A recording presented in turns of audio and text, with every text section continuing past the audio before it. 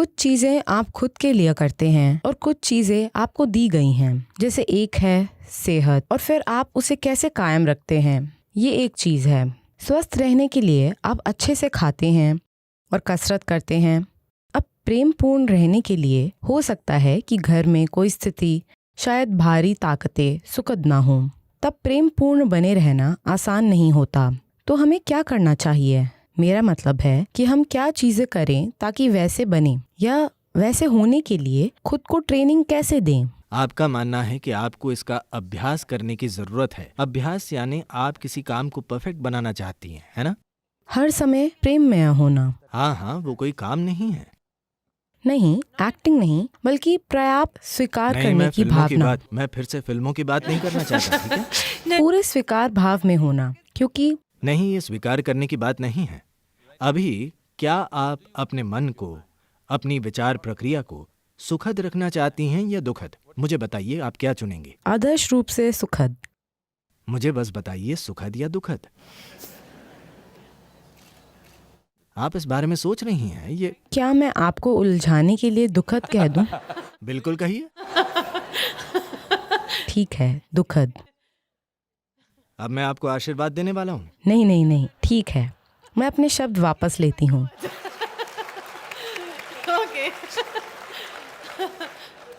किसी भी इंसान का खुद के लिए चुनाव निश्चित रूप से सुखद होगा, है ना?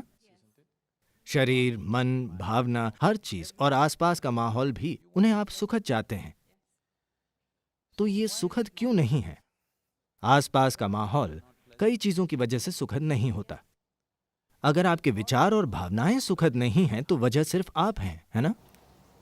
हाँ, आसपास का माहौल पूरी तरह से मेरे काबू में नहीं है। तमाम ताकतें मौजूद हैं, हमें उन्हें संभालना होता है, हमें उनमें हेर फेर करनी होती है। हम हमेशा अपने आसपास हर चीज में सफल नहीं होते।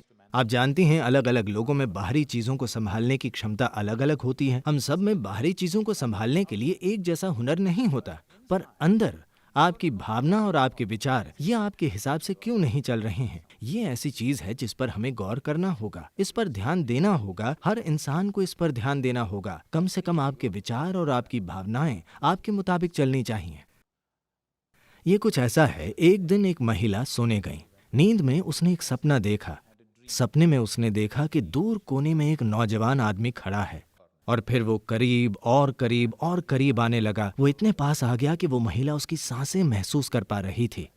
वो सिहर उठी, डर से नहीं। और फिर उसने पूछा, तुम मेरे साथ क्या करोगे? उस आदमी ने कहा, देवी जी, यह आपका सपना है।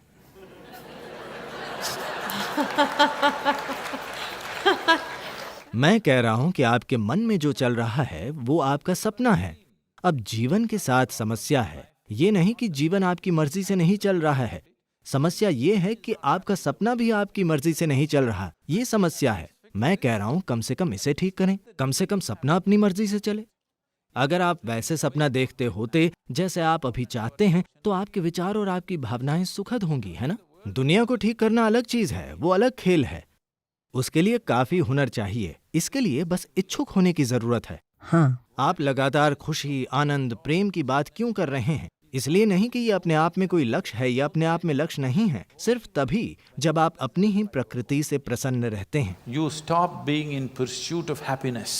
तभी आप खुशी को खोजना बंद करते हैं। आप अपने आप ही खुश हैं। आपको खुशी महसूस करने के लिए कहीं जाना नहीं होता। आपको खुश होने के लिए कुछ करना नहीं होता। बस यहाँ बैठकर ही आप बहुत सुखद महसूस कर रहे हैं। अब आप जीवन को वैसे देखेंगे जैसा वो है, वरना आप एक अंतहीन दौड़ हैं। अपनी खुशी को खोजना जीवन भर चलता रहता है, मौत आने तक आप इसका पीछा करते रहते हैं। इसका क्या मतलब है? इसका मतलब है कि आप एक नाकामयाब इंसान हैं। अगर आप 5 साल की उम्र में खुशी खोज रहे हैं तो मैं समझ सकता हूँ। जब आप 5 के थे तो आप अपनी ही प्रकृति से खुश थे। जब आप 50 के हैं, आप खुशी खोज रहे हैं। ये नाकामयाबी की कहानी है ना?